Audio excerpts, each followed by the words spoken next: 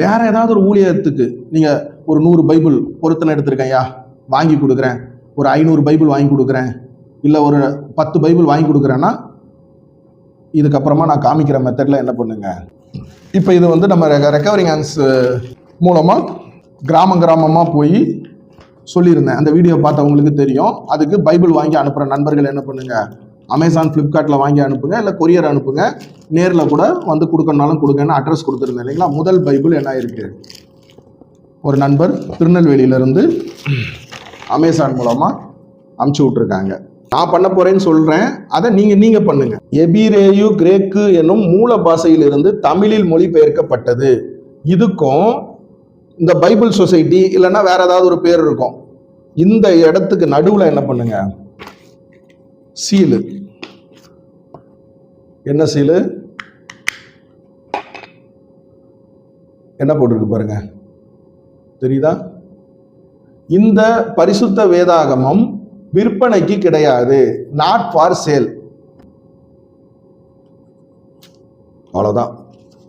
இந்த பழைய ஏற்பாடுக்கும் புதிய ஏற்பாடுக்கும் இடையில கொஞ்சம் கேப் இருக்கும். கர்த்தரும் இரட்சகருமாகிய இயேசு கிறிஸ்துவின் புதிய ஏற்பாடு, இது மூல பாஷையாகிய கிரேக்கு பாஷையிலிருந்து தமிழில் மொழிபெயர்க்கப்பட்டது. இந்த இடத்துல என்ன பண்ணுங்க, இந்த பரிசுத்த வேதாகமும் விற்பனைக்கு அல்ல அப்படின்ட்டு ஒரு சீல் அடிச்சுருங்க. நோட்ஸ் அதுலயும் அடிங்க, இல்லைன்னா இதுல கூட அடிச்சு விட்டுருங்க. அடிச்சிருக்கேன், தெரியுதா? ஆக்சுவலாக கேமரா அடிச்சு தெரியுது இல்லைங்களா, கேமரா போயிடுச்சு, லென்ஸு சரியில்லை, முன்னாடி இடம் இருக்கு இல்லைங்களா, அவ்வளோதான்.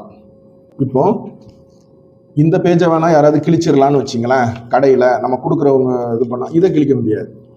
இந்த பேஜை கிழிச்சா வேல்யூ இல்லை, புதுசாக வாங்குறவங்க என்ன பண்ண மாட்டாங்க, வாங்க மாட்டாங்க. அப்புறம் பழைய ஏற்பாடுக்கும் புதிய ஏற்பாடுக்கும் நடுவில் அந்த பேஜையும் கிழிச்சாலும் நல்லா இருக்காது.